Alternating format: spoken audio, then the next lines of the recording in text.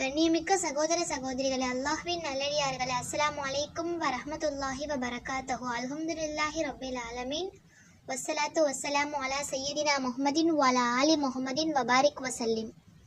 இன்னைக்கு நம்ம தேவைகளை நிறைவேற்றி கொடுக்கக்கூடிய ரொம்பவே சிறப்பான ஒரு அமலை பற்றி தான் பார்க்க போகிறோம். நம்மளுக்கு பல நாளாக நிறைவேறாத தேவைகளை கூட இந்த அமல் நமக்கு சீக்கிரமாகவே நிறைவேற்றி கொடுக்கக்கூடியதாக இருக்குது.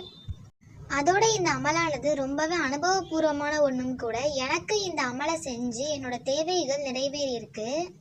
எப்போதுமே நம்ம ஏதோ ஒரு ஹாஜத்துக்காகவோ இல்லை நமக்கு ஏதோ ஒரு தேவை நிறைவேறணும் அப்படின்னா நம்ம அதிகமாக அமல் செஞ்சு அல்லாஹ்விடத்துல துவா செய்யக்கூடியவங்களாக இருக்கோம். அதுக்காக நம்ம அதிகமாக தொழுகிறோம், அதிகமாக குரான் ஓதுறோம், சூறாக்கள் ஓதுறோம், துவாக்கள் ஓதுறோம்.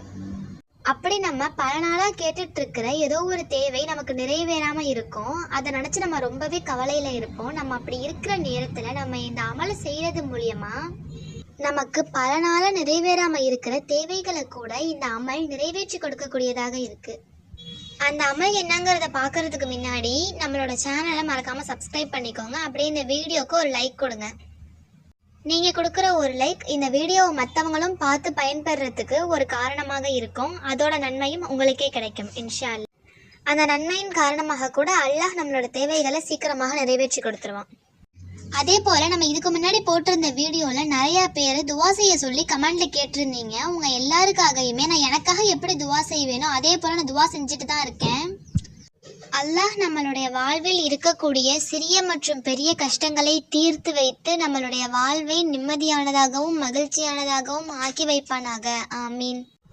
இப்போ நம்ம அந்த அமல் என்னங்கிறத முதல்ல பார்த்துடலாம். இந்த அமலை செய்கிறதுக்கு இரவு தூங்க செல்றதுக்கு முன்னாடி நல்ல முறையில் உழு செஞ்சு 2 ரக்காத்துகள் ஹாஜத்து நஃபீல்னு சொல்லி நியத் செஞ்சு 2 ரக்காத் நஃபீல் தொழுதுடணும். 2 ரக்காத் நஃபீல் நல்ல முறையில் தொழுது முடிச்சதுக்கு அப்புறமா லா இலாஹ இல்லல்லாஹ் அப்படின்னு 100 தடவை, அஸ்தக்ஃபிருல்லாஹ் அப்படின்னு 100 தடவை, அல்லாஹும்ம ஸல்லி அலா சய்யிதினா முஹம்மதின் வஅலா ஆலி சய்யிதினா முஹம்மதின் வபாரிக் வசல்லிம் அப்படிங்கிற ஸலவாத் 100 முறை ஓதி முடிச்சதுக்கு அப்புறமா நம்ம அடுத்ததாக பார்க்கக்கூடிய துவாவை ஓதி நம்மளோட தேவைகளை நம்ம அல்லாஹ்விடத்துல கேட்டோம் அப்படின்னா அல்லாஹ் நம்மளோட தேவைகளை மறுக்காம நிறைவேற்றி கொடுக்குறான்.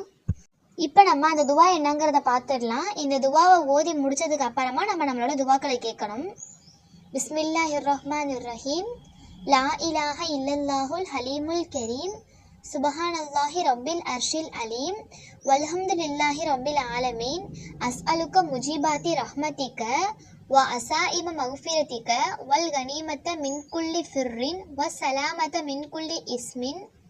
லா ததஅலனா தன்பன் இல்லா கபர்தஹு வலா ஹம்மன் இல்லா ஃபர்ரஜ்தஹு வலா ஹாஜத்தன் ஹியலக ரிலன் இல்லா கலைத்தஹா யா அர்ஹமர் ராஹிமீன். எப்போதுமே நம்ம எந்த அமல் செஞ்சாலும் அதை பொருளுன்னு செய்யும் போது தான் அதோட பலன் நமக்கு ரொம்ப அதிகமாக இருக்கும். அதனால நம்ம இப்போ இந்த துவாவோட பொருள் என்னங்கிறதையும் பார்த்துடலாம். சங்கை மிகு அல்லாஹ்வை அன்றி வணக்கத்திற்கு தகுதியானவன் வேறு யாரும் இல்லை. மகத்தான அர்ஷுடைய ரப்பை நான் துதி செய்கிறேன். அகிலத்தவர்களை போஷிக்கும் அல்லாஹ்வுக்கே புகழ் அனைத்தும். உனது ரஹ்மத் எனும் கருணையை பெற அருகதையாக்கி வைக்கும் செயல்களையும் உனது மன்னிப்பை பெற வைக்கும் மாறாத உறுதியான நல்லெண்ணங்களையும் நற்செய்கை யாவற்றையும் கொள்ளை பொருளாக அடையவும் குற்றம் அனைத்திலிருந்தும் விடுதலை பெறவும் நான் உன்னிடம் வேண்டுகிறேன். அல்லாஹ்வே, எப்பாவத்தையும் எனக்கு மன்னிக்காது விட்டுவிடாதே. எத்துக்கத்தையும் நிர்வகிக்காது விட்டுவிடாதே. உனக்கு விருப்பம் உள்ளதாக உள்ள எத்தேவைகளையும் தீர்க்காது விட்டுவிடாதே. கருணையாளர்களில் நீயே மிக பெரும் கருணையாளனாக இருக்கிறாய். மாஷா அல்லாஹ். இந்த துவாவோட பொருளை நம்ம பார்த்தோம் அப்படின்னா இதுவே பல விஷயங்களை உள்ளடக்கியதாக இருக்கு. நம்ம இந்த துவாவை ஓதி முடிச்சதுக்கு அப்புறமா நம்மளோட தேவைகளை நம்ம அல்லாஹ்விடத்துல கேட்கணும். அதே போல இன்னொரு முக்கியமான விஷயம் என்ன அப்படின்னா நம்ம இந்த அமலை செய்யறதுக்காக நம்ம உழு செஞ்சுட்டு வந்ததுக்கு அப்புறம் நம்ம யாருக்கிட்டையும் தேவையில்லாத பேச்சுக்களோ இல்லை வேற எந்த செயல்களும் செய்யாம நம்ம நேரடியா வந்து தொழுதுட்டு அதுக்கப்புறம் சொல்லியிருக்கிற திக்ருகளை நேரடியா ஓதிட்டு அதுக்கப்புறம் நம்ம துவா செஞ்சோம் அப்படின்னா நம்மளோட தேவைகளை அல்லாஹ் சீக்கிரமா நிறைவேற்றி கொடுக்குறான். இதுக்கப்புறம் நம்ம போடக்கூடிய வீடியோக்கள்ல நபிமார்களின் வரலாறுகள் குரான் ஹதீஸிலிருந்து தினமும் ஒரு கேள்வி கேட்கலாம்னு சொல்லிட்டு இருக்கோம். அதுல இன்னைக்கான கேள்வி என்ன அப்படின்னா, மூசா நபிக்கு இறை செய்தி வந்த இடத்தின் பெயர் என்ன? இந்த கேள்விக்கான பதிலை கமெண்ட் பாக்ஸில் கமெண்ட் பண்ணுங்க. எத்தனை பேர் இந்த கேள்விக்கு சரியாக பதிலளிக்கிறீங்க அப்படிங்கிறத நம்ம பார்த்துட்டு நாளைக்கு நம்ம போடக்கூடிய வீடியோக்களில் இதுக்கான பதில் என்னங்கிறதையும் நம்ம பார்க்கலாம் இன்ஷா அல்லாஹ்.